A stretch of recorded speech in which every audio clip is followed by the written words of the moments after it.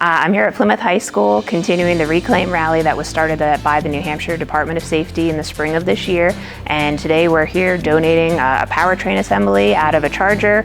We've got some brake assemblies, and the college T10 program was able to donate a rear axle, so they have rear drum brakes to work on and a differential if they wanted to dig into that.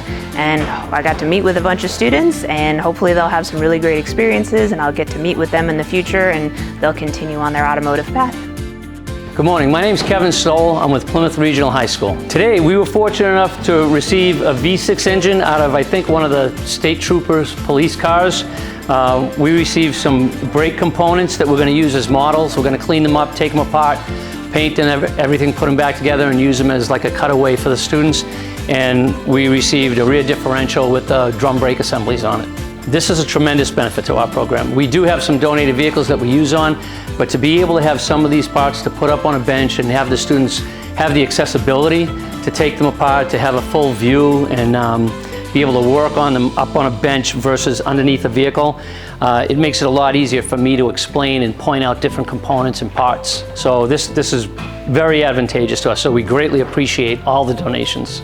I'd love to just say thank you to Lakes Region Community College, and also thank you to the New Hampshire Department of Safety for including us in this program where they donate parts and engines and that sort of thing. It's a tremendous help. It's great to network and have these relationships, and everybody's been so wonderful to work with, going back and forth via email or telephone calls, and then actually receiving some parts and components like this. It's just a great asset. It helps us out tremendously. And even though you might not hear it on a daily basis, we truly appreciate it. So thank you so much to everybody involved.